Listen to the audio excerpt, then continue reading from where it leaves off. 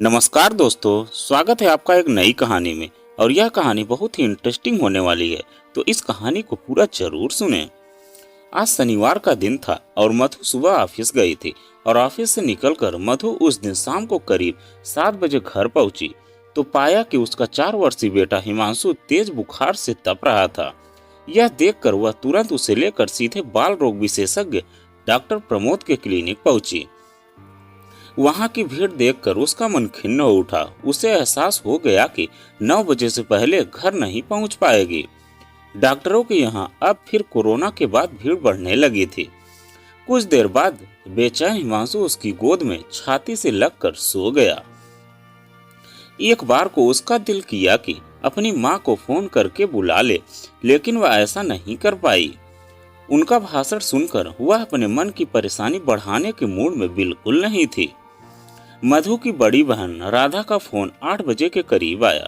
हिमांशु के बीमार होने की बात सुनकर वह चिंतित हो उठी और बोली, तुम खाने की फिक्र न करना मधु, मैं तुम माँ और बेटे का खाना ले आऊंगी। राधा की इस पेशकश को सुनकर मधु ने राहत की महसूस की। डॉक्टर प्रमोद ने हिमांशु को मौसमी बुखार बताया और सलाह दी। बुखार से जल्दी छुटकारा दिलाने के लिए हिमांशु को पूरा आराम कराओ और हल्का फुल्का खाना प्यार से खिलाती रहना। जरूरत पड़े तो मुझे फोन कर लेना। और हाँ, जरूर कोविड टेस्ट करा लो ताकि कोई शक न रहे। मेडिकल स्टोर पर से दवाइयां लेकर फ्लैट पर पहुंचते पहुंचते उसे 9 बज ही गए। उसने पहले हिमांशु को दवा पिलाई, फिर उसे बेड पर आराम से लिटाने के बाद अपने लिए चाय बनाने के लिए रसोई में चली गई। अपने तेज सिरदर्द से छुटकारा पाने के लिए चाय के साथ दर्द की गोली खाना चाहती थी। चाय उसने बना तो ली, पर उसे पूरी न पी सकी, क्योंकि ढंग से पीना उसे नसीब नहीं हुआ, क्योंकि हिमांशु ने उल्टी कर दी थी। जब तक उसने कपड़े बदलवाए और फर्श साफ किया, तब तक चाय पूरी ठंडी हो चुकी थी। उसे लगा कि वह अचानक रो पड़ेगी, लेकिन आंखों से आंसू बहे उससे पहले ही राधा अपने पति विशाल के साथ वहां आ पहुंची। तुम अब हिमांशु के पास बैठो, मैं खाना गर्म करके लाती हूँ। यह कहकर तेज स्वभाव वाली राधा ने फौरन कमान संभाली और काम में जुट गई। करीब 15 मिनट बाद मधु की माँ उर्मिला भी अपने बेटे विनय और बहू साक्षी के साथ वहां आ गई। उर्मिला ने फौरन हिमांशु को अपनी गोद में उठाकर छाती से लगाया तो वह अपनी नानी को देखकर बहुत खुश हो गया। आप रात को मेरे पास ही रुकना और मैं खाना भी आपके हाथ से ही खाऊंगा। दादी की तरह आप भी खाना खिलाते हुए मुझे अच्छी सी कहानी सुनाना। आलू की तरी वाली सब्जी के साथ साथ एक रोटी खाकर हिमांशु अपनी नानी की बगल में ही सो गया। मधु अपने भैया भाभी बहन व जीजा जी के साथ ड्राइंग रूम में आकर बैठी। हमेशा की तरह विनय और राधा मधु के ससुराल छोड़कर अकेले फ्लैट में रहने की बात को लेकर 20 मिनट के अंदर ही आपस में भीड़ पड़े। होने वाली बहस में विशाल अपनी पत्नी का और साक्षी अपने पति का साथ दे रही थी। अपने सिरदर्द की तेजी से परेशान मधु चाहती थी कि वे चारों चुप हो जाएं, पर वह इन बड़ों को चुप करने की हिम्मत अपने अंदर पैदा नहीं कर सकी। किसी भी तकरार को जरूरत से ज्यादा लंबा खींचना अच्छा नहीं होता मधु। तुम्हें अपना घर छोड़कर इस फ्लैट में हिमांशु के साथ रहते हुए करीब 3 महीने बीत चुके हैं। अमित तुझे बुला बुला कर थक गए हैं। अब तू समझदारी दिखा और वापस लौट जा अपने घर। विनय की मधु को दी गई ऐसी सलाह को सुनते ही राधा भड़क उठी। बेकार की सलाह देकर उसके सब किए कराए पर पानी मत फिरवाओ भैया। राधा फौरन उससे उलझने को तैयार हो गई। मधु ने ससुराल के नर्क में वापस लौटने को अलग रहने का कदम नहीं उठाया था। रात दिन की टोका टाकी, रोज रोज का अपमान। अरे 6 साल बहुत लंबा समय होता है यूं मन मार कर जीने के लिए।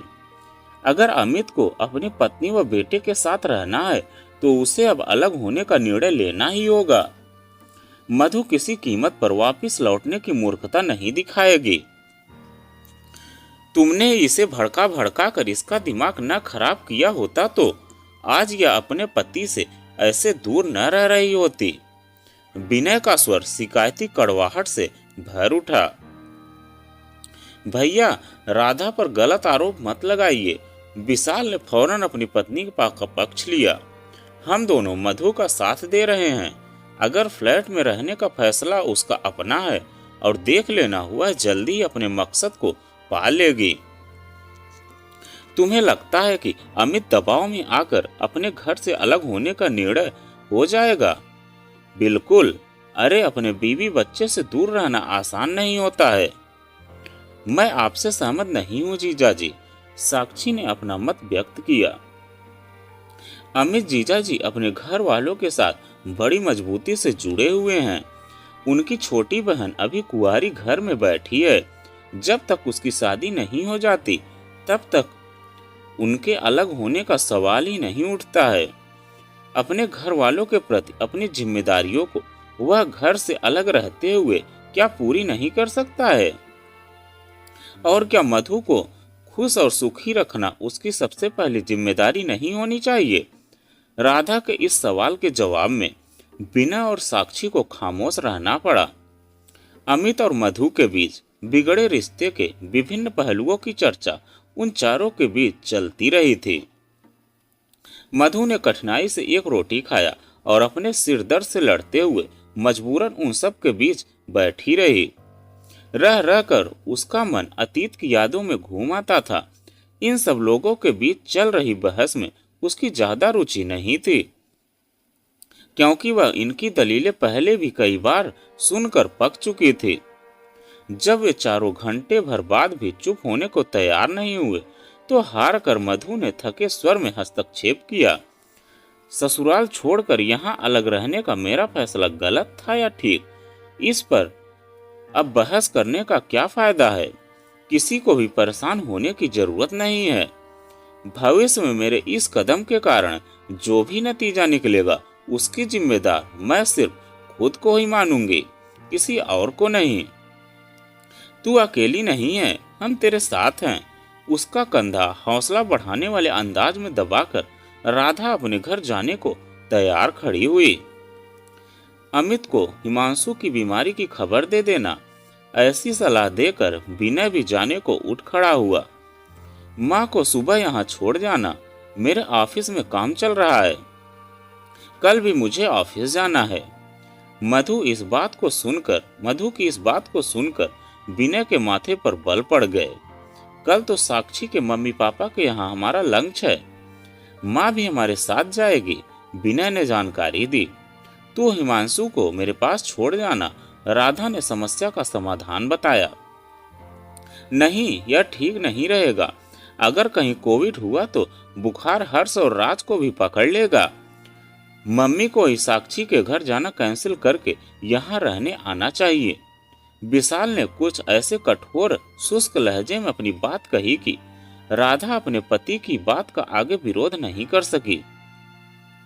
मैं तो रात को भी रुक जाती, पर मैं ना अपनी दवाइयां लाई हूँ और न कहीं मुझे ढंग से नींद आती है। हिमांशु का बुखार अब बहुत कम हो गया है। मेरे ख्याल से वह सुबह तक सोता रहेगा। सुबह मैं जल्दी आ जाऊंगी। उर्मिला भी अपने बहू और बेटे के साथ लौट जाने को तैयार नजर आई। तब मधु ने उन्हें रुक जाने को एक बार भी नहीं कहा। उन सबके जाने के बाद वह हिमांशु के पास उसका हाथ पकड़कर बैठ गई। अपने बेटे के चेहरे को निहारते निहारते अचानक उसके सब्र का बांध टूट गया और वह सुबक सुबक कर रोने लगी। काफी देर तक बहे आंसू उसे अंदर तक खाली कर गए। खुद को बहुत थकी और निढाल सा महसूस करती हुई वह हिमांशु के बगल में लेटी और फिर कब उसकी आंख लग गई उसे पता ही नहीं चला। सुबह उसके मोबाइल पर कोविड की निगेटिव रिपोर्ट आ गई तो उसने चैन की सांस ली। वह जब 6 बजे के करीब उठी तो खुद को काफी फिट महसूस कर रही थी। हिमांशु का बुखार कम देखकर भी उसने काफी राहत महसूस की थी। मधु 9 बजे ऑफिस जाने को निकलती थी, पर उसकी माँ इस वक्त तक उसके घर नहीं पहुंची थी। उसके 2-3 बार फोन करने के बाद वे विनय के साथ 10 बजे के करीब उसके घर आई। देर से आने को लेकर मधु और अपने भाई और माँ से लड़ पड़ी। जवाब में उर्मिला ने तो नाराजगी भरी चुप्पी साध ली, पर विनय ने उसे खरी खोटी सुना दी। अरे अगर आज छुट्टी के दिन घंटा भर देर से पहुंच जाएगी तो कोई मुसीबत का पहाड़ नहीं टूट पड़ेगा तेरे ऑफिस पर। नौकरी करने वाली औरतों का दिमाग हमेशा खराब ही रहता है। तुम सब यह क्यों सोचती कि तुम्हारा नौकरी करना सब पर बहुत बड़ा एहसान है और अब हर आदमी को तुम्हारे आगे पीछे जी हुजूरी करते हुए घूमना चाहिए। विनय का ऐसा जवाब सुनकर मधु को भी गुस्सा आ गया और फिर दोनों के बीच अच्छी खासी कहासुनी भी हो गई। मधु आज ऑफिस घंटा भर देर से पहुंची तो उसे अपने बॉस से भी लेक्चर सुनने को मिला। ज्यादातर लोग वर्क फ्रॉम होम कर रहे थे, पर कुछ कामों के लिए खुद दफ्तर में मौजूद रहना होता है। उस वजह से काम का बोझ बहुत बढ़ जाने के कारण उसे अपनी परेशानियों पर ज्यादा सोच विचार करने का वक्त तो नहीं मिला, लेकिन मन परेशान ही बना रहा। दिन भर में वह 2 बार ही अपनी माँ से बातें करके हिमांशु का हालचाल पूछ पाई। उसका बुखार दवाइयों के कारण ज्यादा नहीं बढ़ा था। हिमांशु से उसकी बात भी नहीं हुई क्योंकि वह दोनों बार सो रहा था। लंच में उसके मोबाइल पर अमित का फोन आया। जब से वह अलग फ्लैट में रहने लगी थी तब से उन दोनों के बीच बड़ा खिंचाव सा पैदा हो गया था। दोनों ने खुलकर एक दूसरे से दिल की बातें करना बंद सा कर दिया था। हिमांशु के बीमार पड़ने की बात सुनकर अमित चिंतित हो उठा। उसकी फिक्र न करो, माँ मुझसे ज्यादा अच्छे ढंग से उसका ध्यान रख रही है। मधु ने यूं रूखा सा जवाब देकर हिमांशु की बीमारी की चर्चा को एक झटके से बंद कर दिया। वह चाहकर भी ऑफिस से जल्दी नहीं निकल पाई। शाम को 7 बजे जब वह घर पहुंची तो अमित को हिमांशु के साथ ड्राइंग रूम में खेलते देखते ही मन चौंक पड़ी। अमित ने तो इस फ्लैट में कभी कदम न रखने का प्रण ले रखा था। यहाँ अलग रहने के उसके फैसले से वह सख्त नाराज जो हुआ था। हिमांशु उसे देखते ही उससे लिपट गया, फिर बड़े जोशीले अंदाज में अपने पापा द्वारा लाई रिमोट से चलने वाली कार उसे दिखाने लगा। तब तक उर्मिला 3 कप चाय बनाकर लाई थी। सभी आपस में बातें न करके हिमांशु से बातें कर रहे थे।